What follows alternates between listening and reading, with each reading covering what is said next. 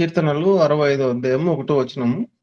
దేవా సియోనులో మౌనముగా నుండుట నీకు స్తుతి చెల్లించుటే. ప్రభునందు ప్రియులైన మీకందరికీ కూడా వందనాలు. చాలా కాలం తర్వాత మీతో మళ్ళీ ఇట్లా ఒకసారి కలుసుకున్నందుకు చాలా సంతోషంగా ఉంది నాకు. సరే, మనం ఈరోజు వాక్యదానంలోకి వెళ్తే మనం సియోనులో మౌనంగా ఉండుట స్తుతి చెల్లించుటే అని కీర్తనకారుడు అంటున్నారనమాట. మౌనంగా ఎప్పుడు ఉంటాము? మౌనంగా ఉండుట స్తుతి చెల్లించుటే అని అంటే మౌనంగా ఎప్పుడు ఉంటాం జనరల్‌గా? ఒక పెద్ద పెద్ద వాళ్ళని కలవడానికి వెళ్ళినప్పుడు గవర్నమెంట్ ఆఫీసర్‌ని కలవడానికి వెళ్తా ఉంటాము. అంటే ఎమ్మెల్యేలు, ఎంపీలు ఇలాంటి వాళ్ళని కలవడానికి వెళ్తే వాళ్ళ ఎదురుగా కూర్చున్నాం అనుకోండి మనం. ఇంకా అటు ఇటు తిరగం. పక్కకేం చూడం అనమాట. సైలెంట్‌గా ఉంటాము. ఫోన్ కూడా సైలెంట్‌గా పెట్టుకొని అటు ఇటు చూడకుండా ఎలా పడితే అలాగా తిరగకుండా చక్కగా కూర్చొని వాళ్ళేమైనా మనతో చెబుతారేమో అని అటెన్షన్‌గా చూస్తూ, అంటే వాస్తవానికి ఆ టైంలో మనం సైలెంట్‌గా ఉంటాం. అది మనం వాళ్ళకిచ్చే గౌరవం అన్నమాట. వ్యర్థమైన మాటలేమన్నా మాట్లాడతామో వాళ్ళతో, అనవసరమైన మాటలు గాని, చెప్పింది చెప్పడం గాని ఆళ్ళేం మాట్లాడతామా? చెయ్యం గదా! చాలా వినయంగా, రెస్పెక్ట్‌గా, భయంగా, వణుకుతూ మాట్లాడుతా ఉంటారు చాలామంది. కానీ చర్చికి వెళ్లారనుకోండి, మనం ఇష్టం వచ్చినట్టు ఉంటాం. అందరూ కాదులెండి, మామూలుగా కొంతమంది. సంఘంలో మర్యాదగా నడుచుకోవడం అంటే, అది మనం దేవునికి స్తుతి చెల్లించినట్లు అవుతుందనమాట. మామూలుగా ఇదే విషయము ఇశ్రాయేలు ప్రజలను వాళ్ళకు దేవుడిచ్చిన ధర్మశాస్త్రాన్ని మోషే చదివి వినిపిస్తూ అందరూ సైలెంట్‌గా ఉండండి అని చెప్తా ఉంటాడనమాట మోషే. ద్వితీయోపదేశ కాండము 27వ అధ్యాయము 9వ వచనంలో, మరియు మోషేయు యాజకులైన లేవీయులను ఇశ్రాయేలీయులందరితో ఇట్లనిరి, ఇశ్రాయేలీయులారా మీరు ఊరకొని ఆలకించుడి. వాళ్ళకు ధర్మశాస్త్రము చదివి వినిపించబోయే ముందు 7 సమస్యలు వాళ్ళకుంటాయి గదా! అందరూ ఒకచోట చేరినప్పుడు గలబా గలబాగా ఉంటది గదా! అన్ని లక్షల మంది చేరినయి. ఎవరు కంట్రోల్ చేస్తారు వాళ్ళని? కాబట్టే మోషే అంటున్నాడు, మీరందరూ సైలెంట్‌గా ఉండండి అంటున్నాడు. అలా ఊరకుండి వినడం వలన, సైలెంట్‌గా వినడం వలన గొప్ప కార్యాలు జూస్తారు మీరు అని అంటున్నాడనమాట. గొప్ప సంగతులు మనం గ్రహించగలం సైలెంట్‌గా ఉండి వింటే. అంటే మనం చర్చిలో ఉన్నప్పుడు సైలెంట్‌గా ఉండి శ్రద్ధగా ఆలకించటం వల్ల చాలా మంచి సంగతులు మనం గ్రహించగలము. అందుకోసమే చెప్తున్నాడు మోషే. మోషే చెప్పేదంతా అక్కడ ధర్మశాస్త్ర గ్రంథాన్ని వాళ్ళు అర్థం చేసుకోవాలంటే, వాళ్ళు సైలెంట్‌గా ఉండడం ముఖ్యం అన్నమాట. కామన్‌గా జనరల్‌గా చూడండి, బయట చాలా చాలామంది పెద్ద పెద్ద వాళ్ళ దగ్గరికి వెళ్ళేటప్పుడు అలా వెళ్ళి ఏమంటా ఉంటారో చూడండి, రాజకీయ నాయకుల దగ్గరికంతా ఎళ్లి రొటీన్‌గా వెళ్తా ఉంటారనమాట. సార్ మీరు చాలా మంచోళ్ళు సార్. మీరు చాలా గొప్పోళ్ళు సార్. మీలాంటోళ్ళు ఎవరు లేరు. మీరు దేవుడు సార్ అని పొగుడుతా ఉంటారనమాట. అది ముఖస్తుతి గదా! ఊరికే వాళ్ళ ముఖం ముందు చేస్తా ఉంటామనమాట. అట్లా మాట్లాడేటప్పుడు కొన్ని నిజాలుంటాయి, కొన్ని అబద్ధాలుంటాయి. వాళ్ళు నిజంగా మనకు మంచి చేసుండొచ్చు. లేదా మనం వారి నుంచి ఏదైనా ఆశిస్తూ ఉండడం వలన వాళ్ళని పొగడ్తలతో అట్లా ముంచుతా ఉంటారనమాట చాలామంది. వాళ్ళు మనుషులు గాబట్టి, ఎదుటివారి మనసులో ఏముందో అంత సులువుగా అంచనా వేయలేరు గాబట్టి, అది నడిచిపోతూ ఉంటుంది. కానీ మనం చర్చికి వచ్చినప్పుడు గూడా, ప్రభువా సేమ్ అట్లాగే రాజకీయ నాయకుడిని ఎట్లయితే పొగుడుతా ఉన్నామో, ప్రభువా నీవే గొప్ప దేవుడవు, నీవు మంచివాడివి, నీవు నాకెంతో సహాయం చేశావు, నీవు నా కోసం రక్తం కార్చావు అని ఇలాగ రొటీన్‌గా మనం ఎప్పుడూ చేసినట్లే కృతజ్ఞత, నేను నీకు చాలా కృతజ్ఞుడిని అని నోటితో, మనసుతో, హృదయంతో కాకుండా నోటితో స్తుతి చెల్లించడం వల్ల ఏమైనా ఉపయోగం ఉంటుందా? మనుషులైతే మోసపోతారు. ఇట్లా చెప్తా ఉంటే సార్ నువ్వు చాలా గొప్పోడు సార్" అని చెప్తుంటే మోసపోతారు. కానీ అలాగా స్తుతి చెల్లించినప్పుడు దేవుడైతే సంతోషించడు గదా! ఎట్లా అంటే కొందరు కొత్తగా రక్షించబడినప్పుడు ఆరాధన జేస్తారు. ఒక ఒక 10 ముక్కలు నేర్చుకుంటారు. ప్రభువా నువ్వు నా కోసం సిలువలో రక్తం కార్చావు. నా పాపాలను క్షమించావు అనేది ఈ విషయాలు ఒక 10 మాటలు నేర్చుకొని, ఒక 10 సంవత్సరాలు, 20 సంవత్సరాలయినా గూడా ఆరాధన అంటే, స్తుతి అంటే అవే మాటలే చేస్తా ఉంటారనమాట. ఎందుకంటే వాళ్ళు నిజంగా హృదయంతో చేయడం లేదనమాట. ఎందుకు వాళ్ళకి దాని గురించి ఆలోచన గూడా ఉండదు. ఆరాధన అంటే అదే చేస్తారు. అదే అదే రికార్డింగ్ అదే ప్లే చేస్తానే ఉంటారు. ఎన్ని సార్లైనా చెప్పండి. ఆహ్, ఎన్ ఎన్ని ఎన్ని సంవత్సరాలు కొత్తగా వాక్యం విన్నా, ఆరాధన వర్తమానం విన్నా వాళ్ళకు వేరేది రాదనమాట. ఎందుకంటే వాళ్ళ హృదయంలో నుంచి చేయకపోతా ఉండొచ్చు.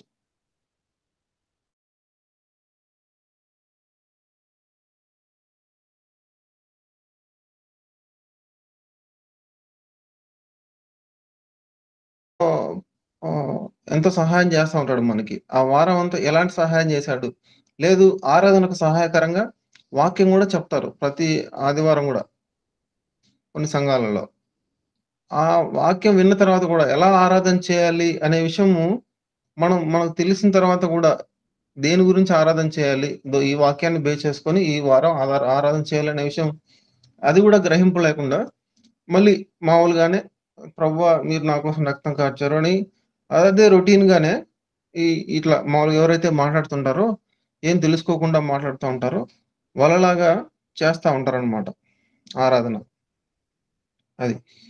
మామూలుగా ఇలా పొగడ్తలు జనరల్‌గా ఉండే లోకల్‌గా ఉండే మనుషులకే ఇష్టం లేనప్పుడు, మనం ఏం పొగుడుతున్నామో అది ఇష్టం లేకుండా అరే! వీడు మామూలుగా రోజు ఇదే మాట్లాడుతా ఉంటాడు అనవసరం ఇతనితో అని వాళ్ళకు ఇంట్రెస్ట్ లేనప్పుడు, మరి దేవునికి ఎట్లా ఇంట్రెస్ట్ ఉంటుంది? మనం చేసే ఆరాధన గాని, దేవుడు ఎట్లా ఆసక్తిగా వింటాడు?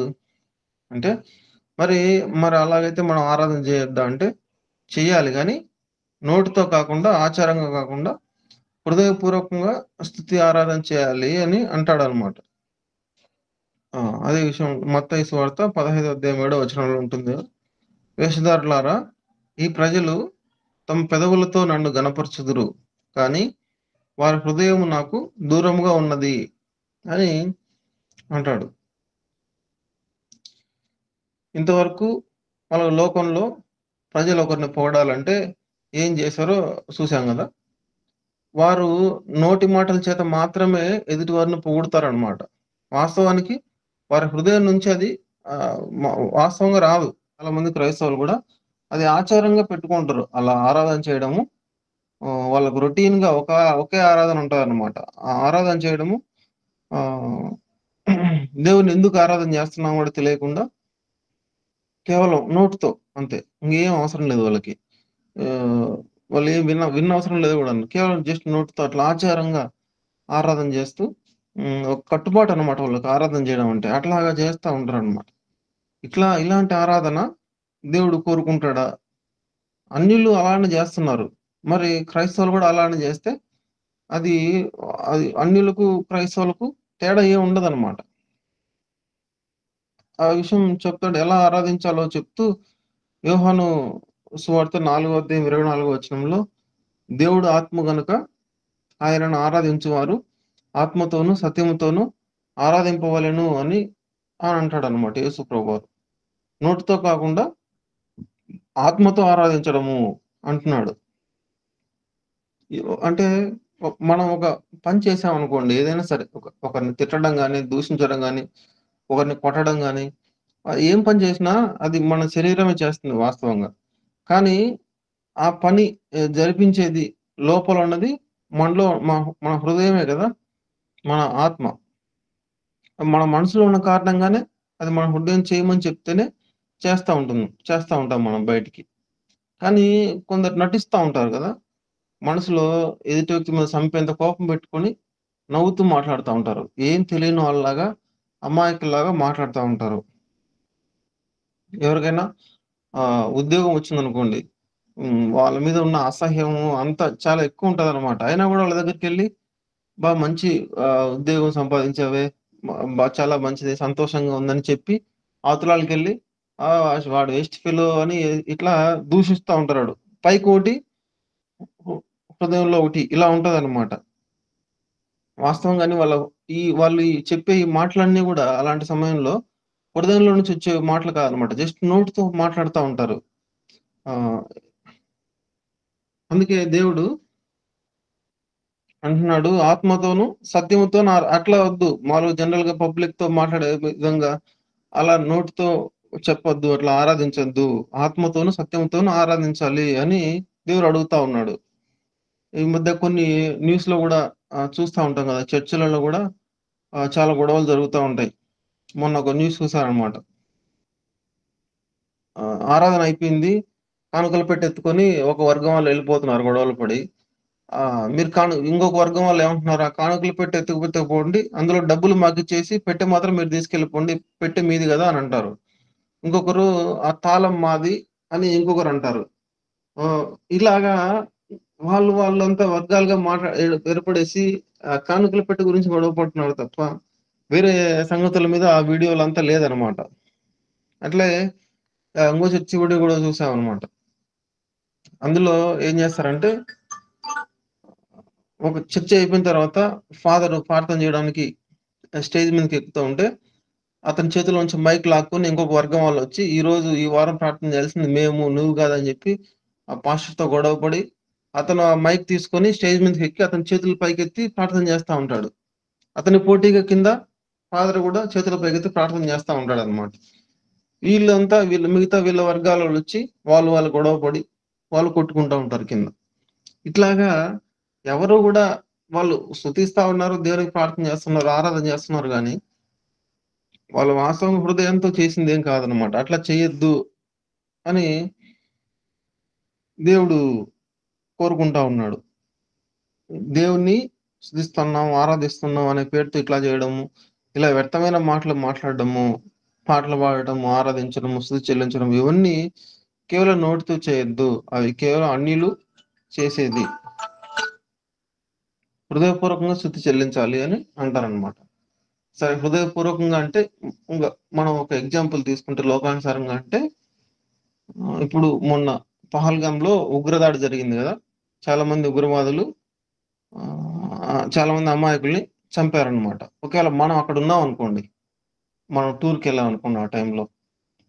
అక్కడ ఒక గది ఒకటుందని. అందులో ఒకరు మాత్రమే దాక్కోవడానికి ప్లేసుంది. ఆల్రెడీ అక్కడ ఎవరో ఉంటారనమాట. మనం వెళ్తే మనల్ని, "సరే నువ్విక్కడ ఇందులో ఉండు. నేను వేరే చోటికెళ్తానులే" అని జెప్పి ఆ వ్యక్తి మనల్ని అక్కడ ఉంచి మన కోసం అని జెప్పి అతను ఎక్కడో చోటికి పారిపోతూ ఉగ్రవాదులకు చిక్కి అతను చనిపోయాడనుకోండి. ఆ టైంలో మనం అతని పట్ల మనకున్న కృతజ్ఞత ఎట్లా ఉంటుంది? మనం మాత్రం సేఫ్ అయిపోతాం. అతను చనిపోయి ఉంటాడనుకోండి. ఇప్పుడు మనం అతన్ని తలుచుకుంటే, మనం ఒకసారి అతని కుటుంబ సభ్యుల దగ్గరికి ఎళ్ళామనుకోండి. అప్పుడు మనం ఏం చెప్తాము? "మీ కొడుకు చాలా గొప్పవాడు. నా పాలిట దేవుడు. చాలా మంచివాడు. చాలా సహాయం చేశాడని అంటాం. సేమ్ ఇవే మాటలు చూడండి, మామూలుగా ఫస్ట్‌లో ఒక ఎమ్మెల్యే‌నితో, ఎంపీతోని అంటాం అన్నమాట. ఇట్లా, "సార్ మీరు చాలా గొప్పవాళ్ళు. మీరు దేవుడు సార్. మీరు చాలా మంచివాళ్ళు" అని అనుంటాము. కానీ ఇక్కడ గూడా ఆ మాటలు అంటాం. "మీ కొడుకు చాలా గొప్పవాడు. నా పాలిట దేవుడు చాలా మంచివాడు." కానీ ఒక ఎమ్మెల్యే, ఎంపీ దగ్గర అన్న మాటలు హృదయంలో నుంచి వచ్చినటివి కాదనమాట. నోట్లో నుంచి కేవలం నోటి ద్వారా వచ్చినటివే. కానీ ఇక్కడ ఎలాంటి కృతజ్ఞత ఉంటుంది?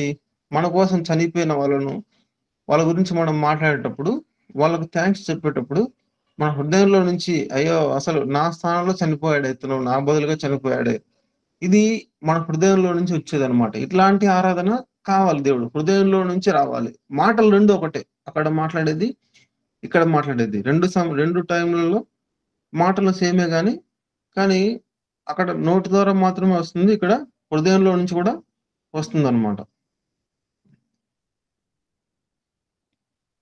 అలాగా ఆహ్, కొన్నిసార్లు ఇంకేంటంటే ఇంగా ఎక్కువ హ్మ్. వాళ్ళ మీద కృతజ్ఞత ఉందనుకోండి.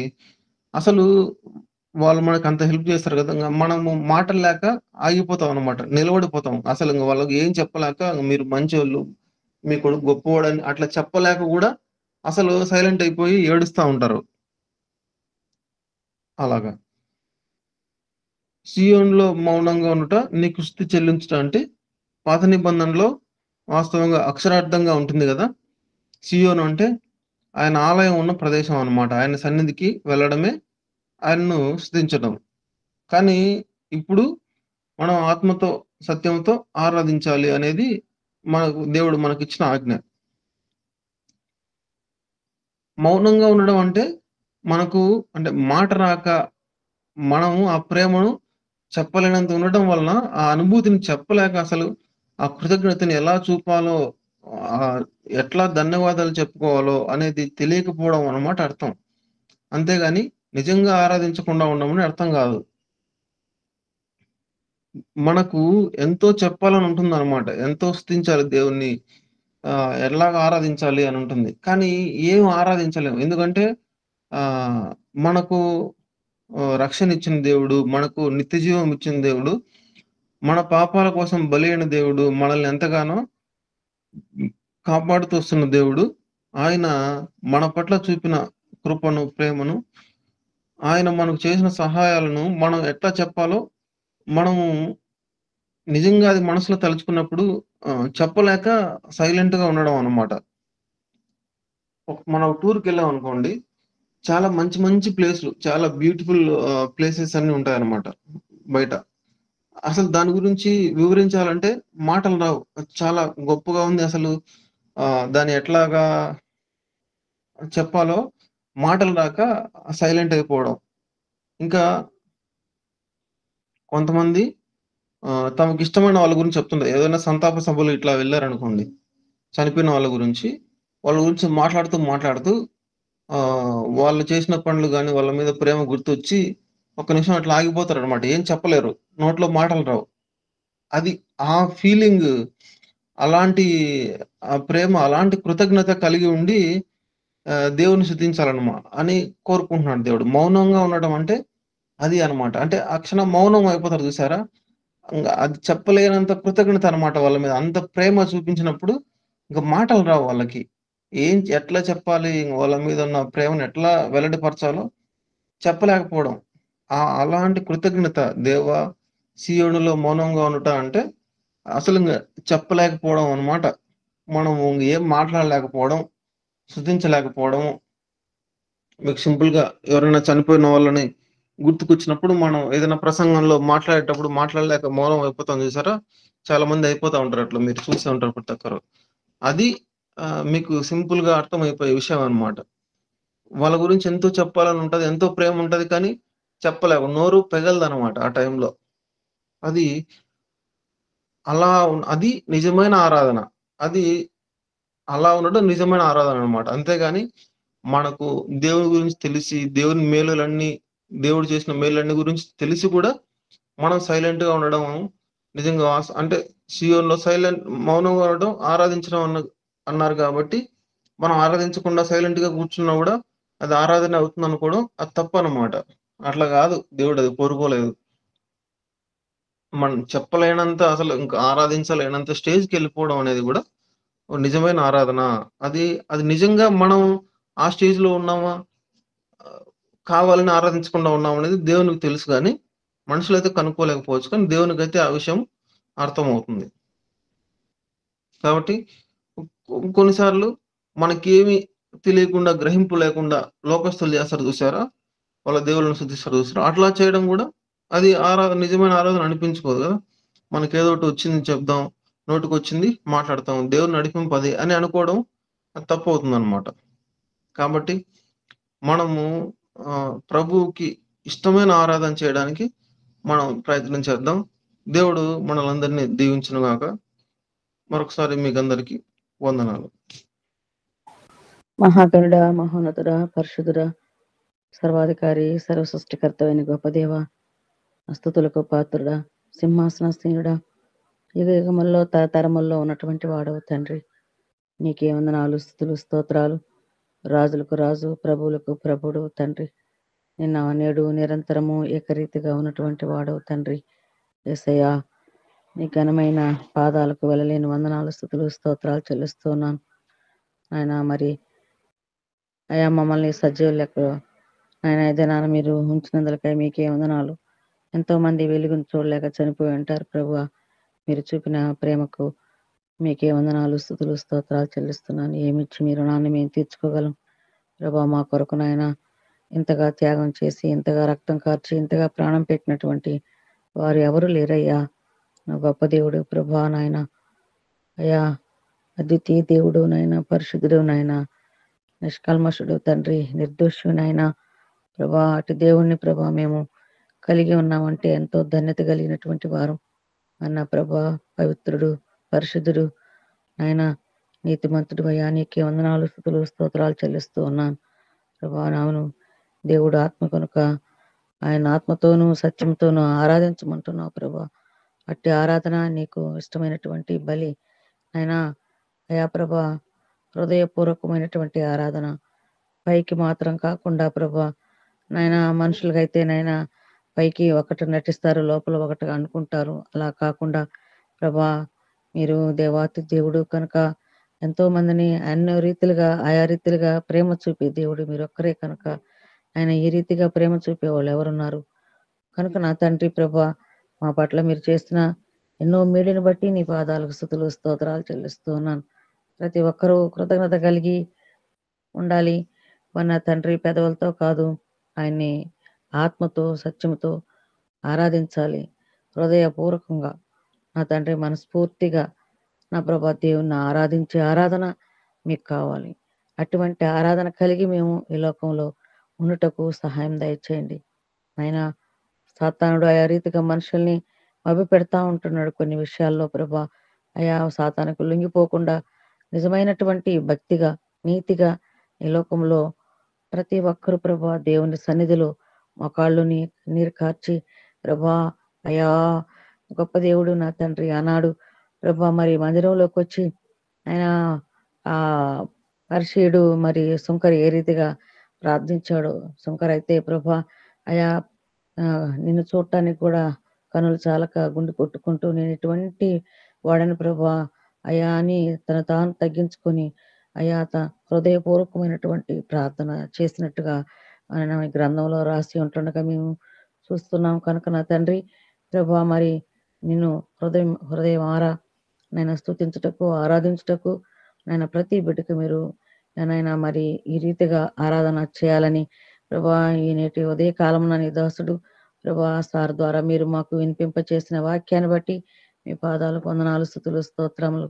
నా ప్రభా. నిజంగా హృదయపూర్వకమైనటువంటి స్తుతి ఆరాధన నీకు కావాలి కనుక నా ప్రభా ప్రతి బిడ్డ ఆయన దేవుని యందు తను తాను తగ్గించుకొని నాయన ప్రభా హృదయంలో ఏమి ఉంచుకోకుండా తన హృదయాన్ని దేవునికి అప్పగించుకుని లాగున సహాయం చేయమని ప్రార్థిస్తూ ఉన్నాను. అలాగనే తండ్రి ఆ వాక్యం వివరించిన ఎస్ఐ సార్ని మీరు జ్ఞాపకం చేసుకోండి. ఆయన కుటుంబాన్ని జ్ఞాపకం చేసుకోండి ప్రభా. ఆయనకి మెల్లప్పుడు మీరు తోడై నడిపించండి ప్రభు. ఆయన కృపలో బిడ్డని జ్ఞాపకం చేసుకోమని ప్రార్థిస్తూ ఉన్నాను. అలాగనే టీంలో ఉన్న ప్రతి బిడ్డని మీరు జ్ఞాపకం చేసుకొని తండ్రి ఇటువంటి స్తుతి ఆరాధన దేవునికి మేము చెల్లించే వారంగా, స్తుతించే వారంగా నాయన ఉండుటకు సహాయం దయచేయమని నీ చేతులకు సమస్తం అప్పగించుకుంటూ మీ కుమారుడు మా రక్షకుడు మా ప్రభు యేసుక్రీస్తు పరిశుద్ధమైన నామంలో స్తోత్రం చెల్లించి ప్రార్థించి వేడుకుంటున్నాం తండ్రి. ఆమేన్. ఆమేన్. ఆమేన్. ఆమేన్. ఆమేన్.